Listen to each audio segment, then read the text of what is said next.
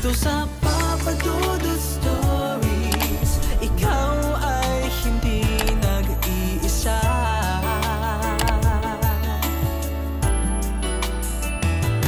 Dito sa Papa Dudut Stories, may nagmamahal sa'yo. Hindi lahat ng nakaraan ay pwede pa nating balikan. Dahil may mga relasyon na sa oras na matapos ay hindi na pwedeng bigyan ng pangalawang pagkakataon. At kung ating pipilitin, tayo lang din ang masasaktan sa huli. Dear Papa Dudut, kapag pinakitaan tayo ng magandang bagay ng ibang tao, inaakala natin na may espesyal na silang dahilan kung bakit nila ginagawa yon. Pero ang totoo ay nagmamalasakit lang talaga sila. Kaya sila gumagawa ng pagpapakita ng kabutihan. At kung ang inaakala nating espesyal nilang nararamdaman para sa atin ay awa lang pala para sa mabigat na sitwasyon na kinakaharap natin. Hello sa inyo Papa Dudut at sa mga milyong-milyong tagapakinig ng inyong YouTube channel. Ako nga pala si Caroline, 29 years old at nagtatrabaho bilang office staff sa isang private company dito sa Taguig. Sumulat ako kasi gusto ko rin po magbigay ng aral sa mga kaistorya natin tungkol sa buhay pag-ibig. Kahit medyo mabigat, para sa akin ang kwentong ibabahagi ko ngayon. At sana ay mailahad ko ng maayos ang gusto kong ikwento sa araw na ito. Second year high school nang maging boyfriend ko si Jay, Papa Dudut. Palihim pa ang relasyon namin noon dahil istrikto ang mga magulang ko. Pero nalaman din nila ang tungkol sa amin nang nasa third year college na ako. Sinubukan pa nga ng parents ko na paghiwalayin kami ni Jay at kinausap ang parents niya para kumbinsin si Jay na tapusin ang relasyon namin. Siyempre hindi kami basta-basta sumuko at pinaglaban namin ang relasyon namin kahit kontra ang mga magulang namin. Sa uli wala din silang nagawa kung hindi ang ibigay ang gusto namin na ipagpatuloy ang aming relasyon. Nangako na lamang kami ni Jane na hindi namin sisirain ang tiwala nila, pati na ang pag-aaral namin. Natupad naman namin ang pangako namin Papa Dudut na kapag tapos kami ng pag-aaral at nakahanap ng maayos na trabaho. Kahit busy sa kanya-kanya naming trabaho ay palagi pa rin kaming may oras ni Jay para sa isa't isa. Doon na naging maluwag ang parents namin sa aming relasyon. At doon din nagsimulang maging mas matatag ang relasyon namin ng first love at boyfriend kong si Jay, Papa Dudut. Beb, thank you lalo na sa pagpayag mo na dito tayo sa amusement park mag-celebrate ng monthsary natin. Wika ko pagkatapos naming sumakay ng isang ride mula sa amusement park. Wala yon. Matagal mo na rin namang sinasabi na gusto mo na rito tayo mag-celebrate kaya pinagbigyan ko lang ang request mo. Nakangiting tugon pa ni Jay. Pinagbigyan mo ako kahit na mahina ka sa mga rides tapos hindi ka pa naging KJ na sinamahan mo akong sumakay sa mga yon. Alam mo ang swerte ko talaga sa'yo. Sana hindi ka mapagod na pagbigyan ng mga request ko, Beb. Wika ko. Hindi ako mapapagod na mahalin ka. Iyon ang tandaan mo, Beb. Ang wika pa ni Jay. Talaga? Kahit kumulubot na ang balat ko? Tanong ko. Oo naman. Palagi ko pa rin hahawakan tong mga kamay mo. Tugon niya. Kahit na wala na akong mga ngipin? Tanong ko pa. Kahit na hindi ka pa magpapustiso, hahalikan ko pa rin ang mga labi mo. Natatawa ang sagot niya. Kahit puro puti na ang buhok ko? Muling tanong ko. Oo, at sabay pa tayong magpapakulay ng blue sa puting mga buhok natin. Para mag-feeling bagets tayo kahit na matanda na tayo. Pagtawa pa niya. Ewan ko sa'yo. Kunwari singhal ko. Basta beba, ano man ang maging itsura mo, kapag matanda na tayo ay mamahalin pa rin kita ng sobra at paulit-ulit. Kasi hindi naman yung itsura mo ang minahal ko sa'yo. Kung hindi ikaw mismo At hindi magbabago yon hanggang sa mamatay ako. Pangako yan, Caroline, ang sabi naman niya. Papa Dudut, pakiramdam ko noon ay halos perpekto na ang relasyon namin ni Jay. Kasi mula nang makatapos kami ng pag-aaral namin at magkaroon ng kanya-kanyang trabaho ay nagsisimula na kaming bumuo ng mga seryosong plano para sa aming relasyon. Kung anong taon kami magpapakasal, kailan kami kukuha ng bahay na huhulugan, kailan namin dapat pag-usapan ang pagbuo ng pamilya at kung ano-ano pa na medyo seryosong bagay. Pareho ring suportado ng mga magulang namin ang aming relasyon. Kumbaga wala nang kahit na anong pagsubok ang dumarating sa amin noon. Masaya talaga ako sa bawat araw na nakakasama ko si Jay, Papa Dudut. Wala na nga akong mahihiling pa sa buhay ko. Pakiramdam ko nga ay hindi ko na kayang mabuhay nang hindi siya kasama. Alam ko na hindi magandang paikutin sa kanya ang mundo ko. Pero parang gano'n na rin ang ginawa ko. Si Jay na halos ang naging buhay ko at hindi ko na ma-imagine ang sarili ko na hindi siya ang kasama ko sa future. Kaya lang may mga plano talaga na minsan ay nakatakdang masira. At ang masama pa doon, hindi mo alam ang dahilan kung bakit kailangan pa na mangyari yon, Papa Dudut. Ano? Gusto mong tapusin ang relasyon natin kasi hindi mo na ako mahal? Bakit? May iba ba? May ibang babae ka ba? Sino siya? Kilala ko ba siya? Kaopisina mo? Kabarkada mo? Ano? Naiiyak na sunod-sunod na tanong ko. Wala akong ibang babae, Caroline. Kaagad na sagot pa ni Jay. Bakit ka nakikipag-break sa akin? Kung wala ka naman palang ibang babae, tanong ko pa. Dahil hindi na nga kita mahal, sagot niya. Grabing dahilan naman yan. Ano yun, nagising ka na lang isang umaga na wala na ako dyan sa puso mo?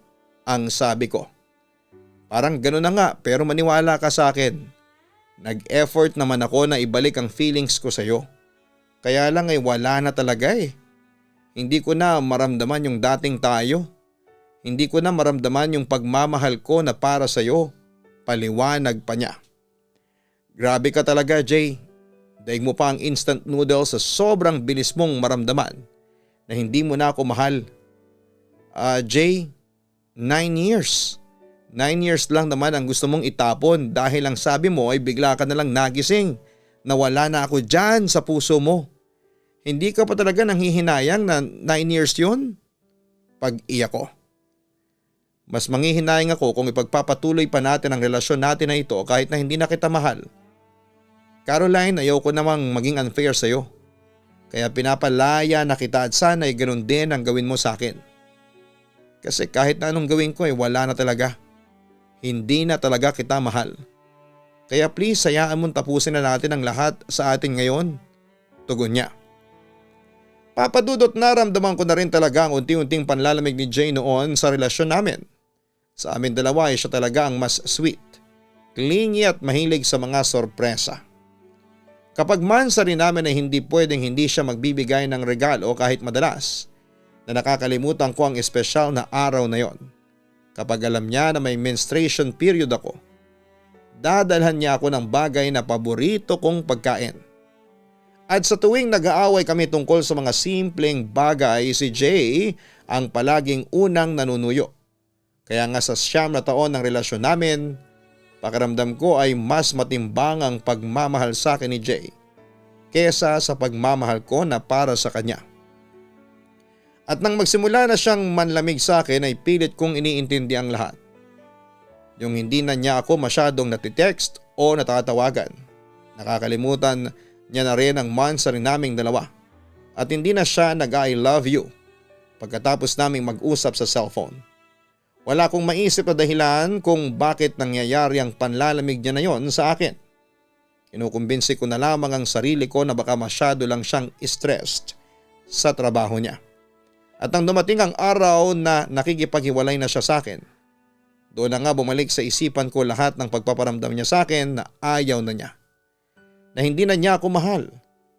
Ang hindi ko lang maintindihan ay bakit kailangan na tapusin niya kaagad ang relasyon namin kung pwede niya namang hintayin na mawala rin ang pagmamahal ko para sa kanya, Papa Dudut.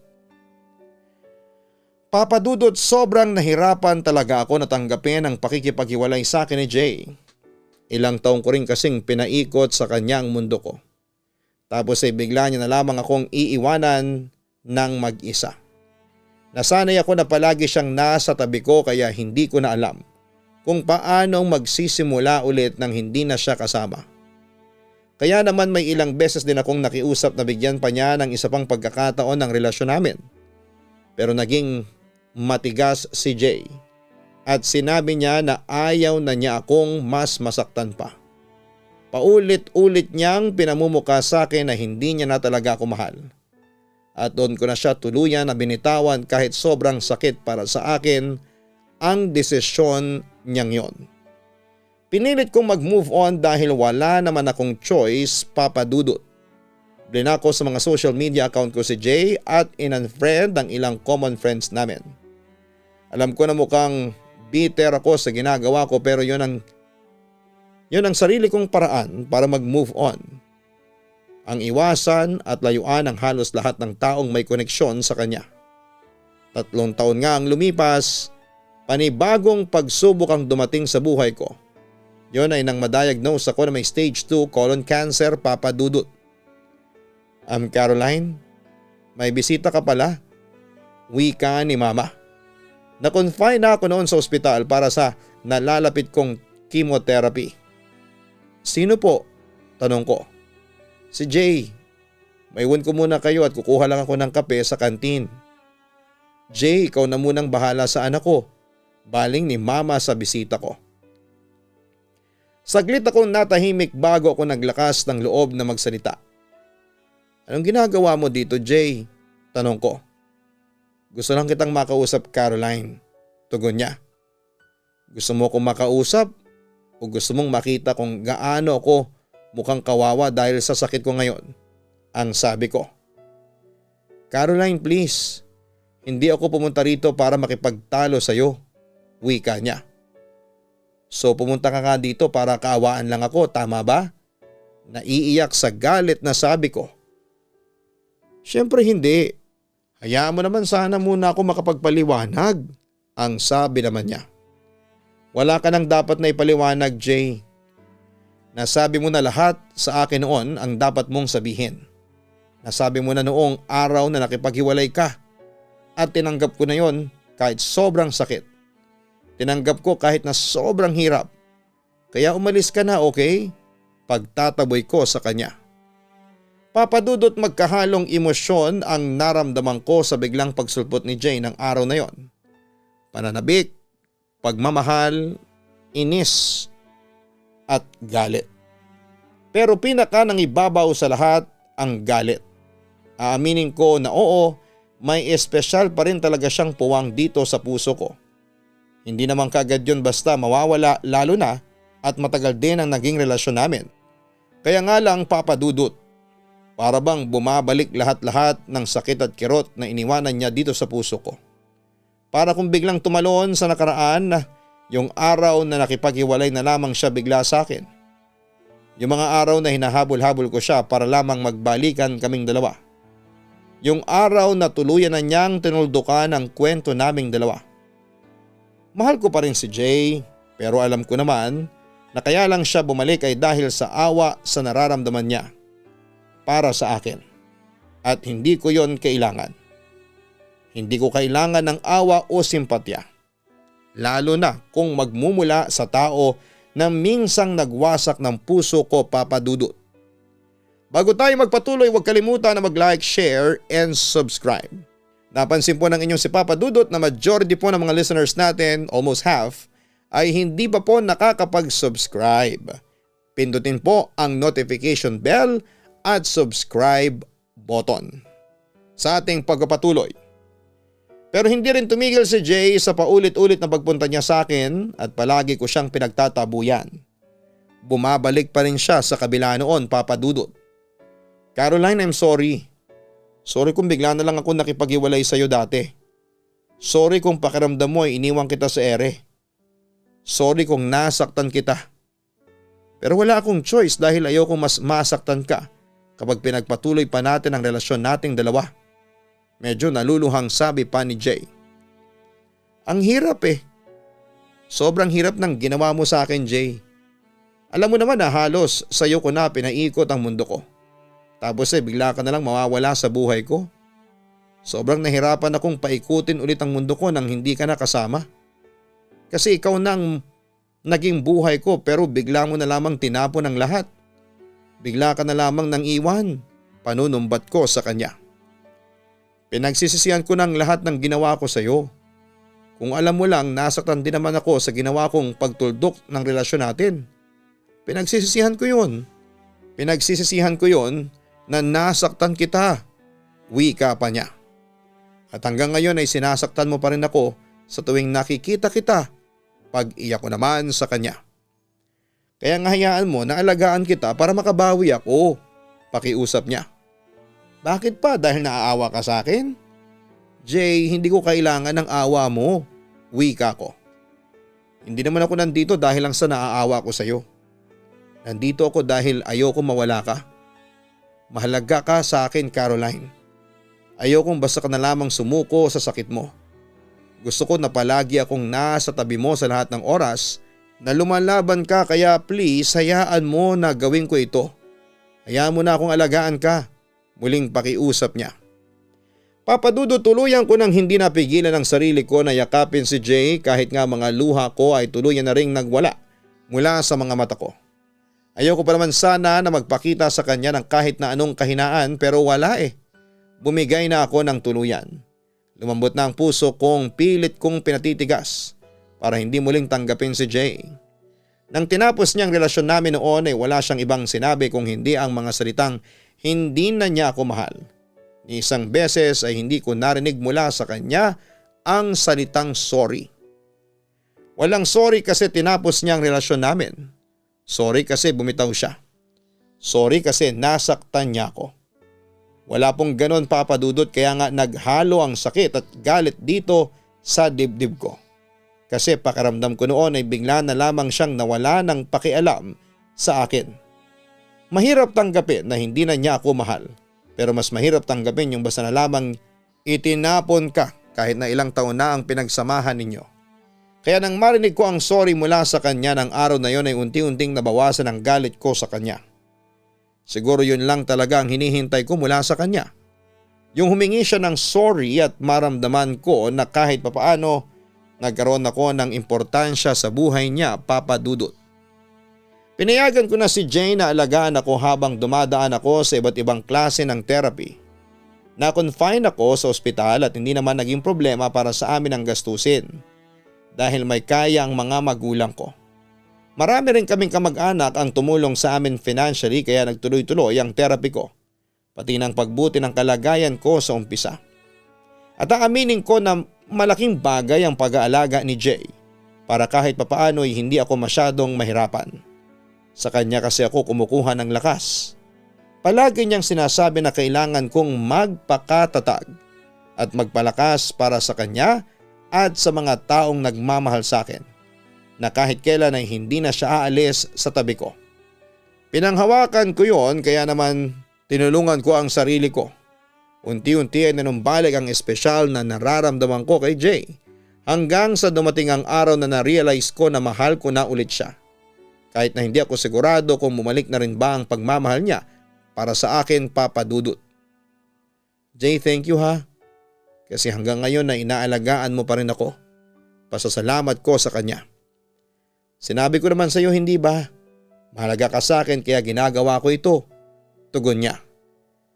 Pero hindi ka ba napapagod sa mga pagbabantay mo kapag wala ang parents ko dito? Hindi mo naman talaga kailangan na gawin to.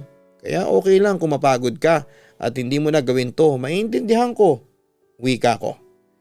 Hindi ako napapagod, Caroline. Kasi kahit kailan na hindi ako mapapagod na alagaan ka. Tugon niya na dahilan para maiyak ako. Bakit ka umiiyak, Caroline? Gulat na tanong niya.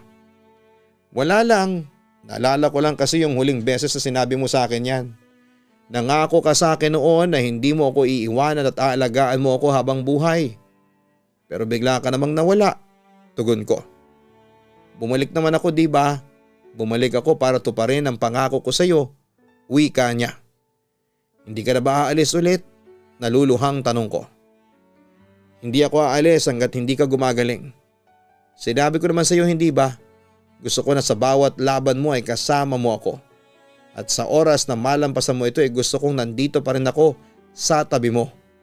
Kaya oo Caroline, hindi na ako aalis. Hindi na kita iiwanan ulit, tugon pa ni Jay. Papa Dudut, hindi biro ang pinagdaanan ko dahil biglang nanghina ang katawan ko pagkatapos ng surgery na ginawa sa akin para matanggal ang bukol sa tiyan ko. Tapos pakiramdam ko pa ang pangit-pangit ko dahil sa epekto ng mga gamot at therapy sa akin. Wala na ako halos buhok, namamanas na ang mukha ko at buong katawan. Nagdry ang balat ko at sobrang lalim ng eye bags ko. Wala nang kabuhay-buhay ang itsura ko. Pero sa mga oras na bumababa ang self-confidence ko dahil sa itsura ko ay palagi lang nasa tabi ko si Jay. At paulit-ulit niyang sinasabi sa akin na ako pa rin ang pinakamagandang babae sa kanyang paningin. Simpleng pambobola ang mga salitang yon, pero sobrang laki ng impact para sa sarili ko. Siya ang may pinakamalaking parte kung bakit lumalakas ang loob ko na lumaban noon araw-araw. Papadudot, sa awa ng Diyos ay nalampasan ko ang napakalaking pagsubok na dumating sa buhay ko. Naging cancer-free ako pagkatapos ng surgery at halos taon na therapy ko. Hindi ako makapaniwala na nabigyan ako ng isang pagkakataon para mabuhay pa.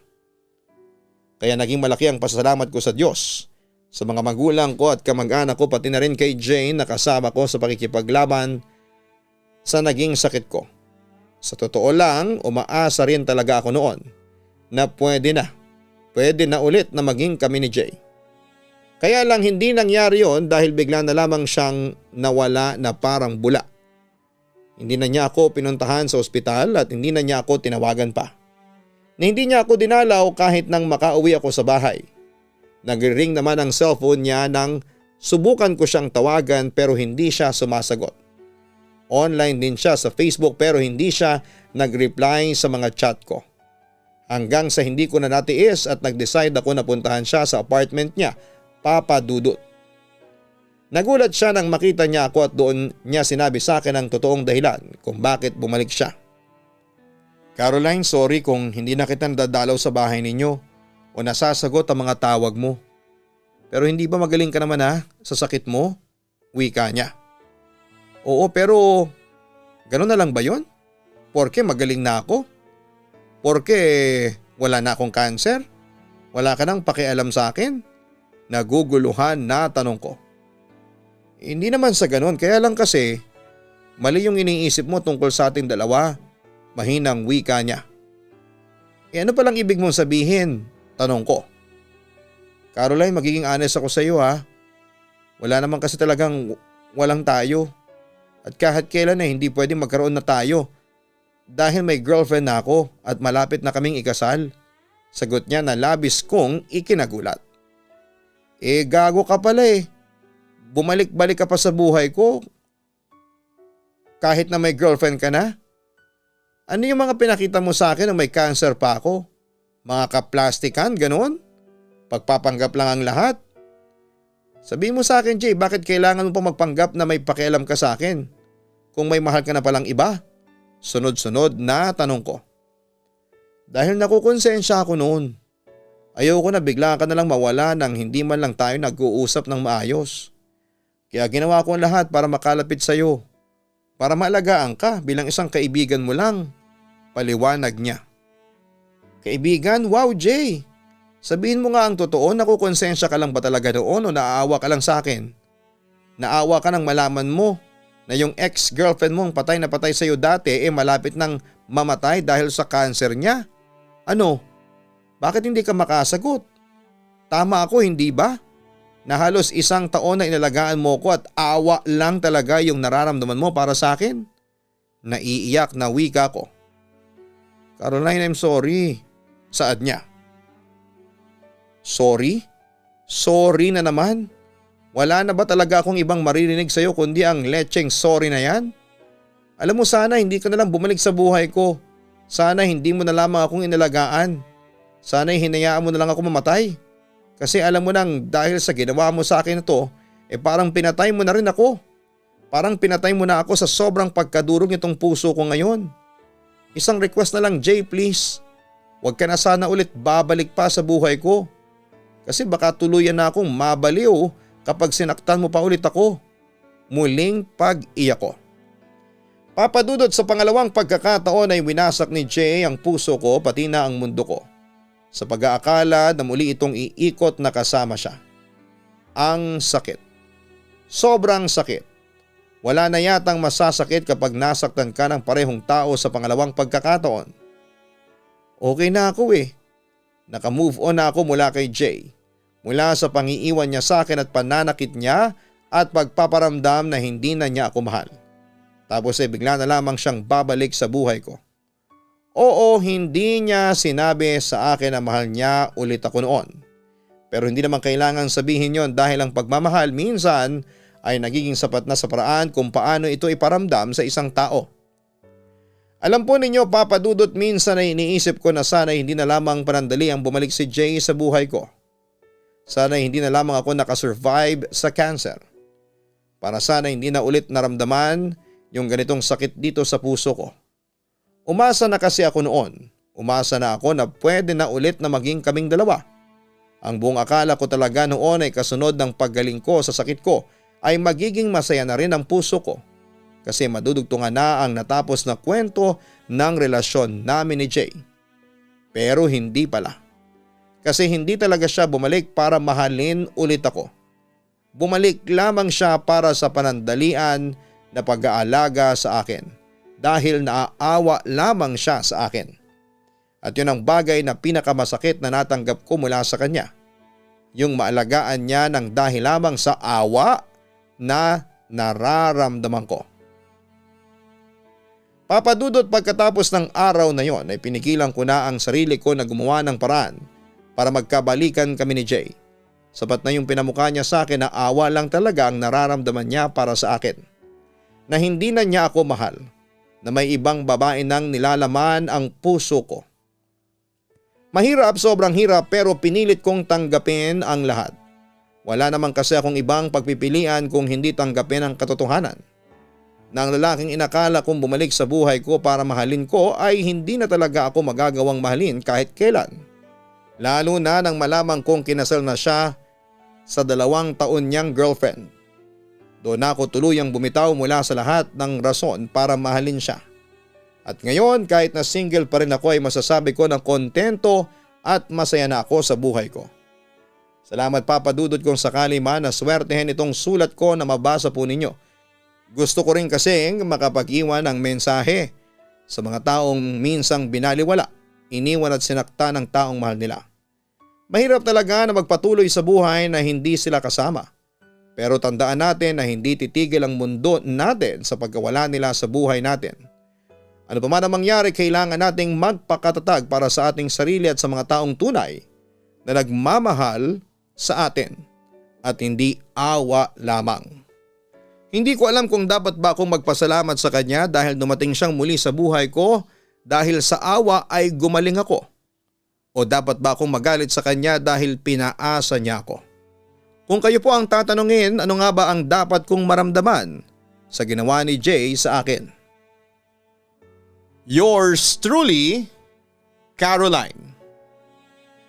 Maraming salamat, Caroline, sa pagbibigay mo ng oras para maibahagi dito sa aming YouTube channel ang iyong kwento. Malungkot man ang naging katapusan nito, ay malaki naman ang inspirasyon na iniwan ng sulat mo sa ating mga kaistorya na nakapakinig ng iyong kwento. Kahanga-hanga ang katapatan at katatagan na ipinakita mo para malabanan ang sakit mo. Pero mas kahanga-hanga ang pinakita mong katatagan kahit na hindi kayo nagkabalikan ng taong sobra mong minahal na si Jay. Natuto ka na piliin ang sarili mo sa huli at ang mga taong mahal mo. Hindi mo sinayang ang pangalawang buhay na ibinigay sa iyo ng ating Poong May Kapal. At sigurado ako na darating ang araw na makikilala mo rin ang lalaking magbibigay sa iyo ng totoong pagmamahal na pang forever. Mga kaistorya, kagaya ng sinabi ng ating letter sender na si Caroline, ay huwag sana nating sayangin ang ating panahon sa taong hindi alam kung paano tayo pahalagahan. Hindi madali ang mag-move on, pero palagi nating tandaan na hindi iikot ang mundo natin sa isang tao lamang. At dapat nating palaging piliin ang pahalagahan ng ating sarili kesa sa ibang tao. Huwag kalimutan na mag-like, share, and subscribe. Maraming salamat po sa inyong lahat. Ang buhay ay mahiwaga, laging may lungkot at saya. Sa Papa Dudut Stories, laging may karamay ka.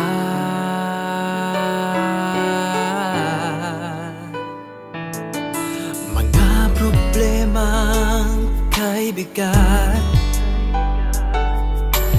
dito ay pakikinggan ka. Sa Papa Dudut Stories, kami ay iyong kasama. Dito sa Papa Dudut Stories, ikaw ay hindi nag-iisa.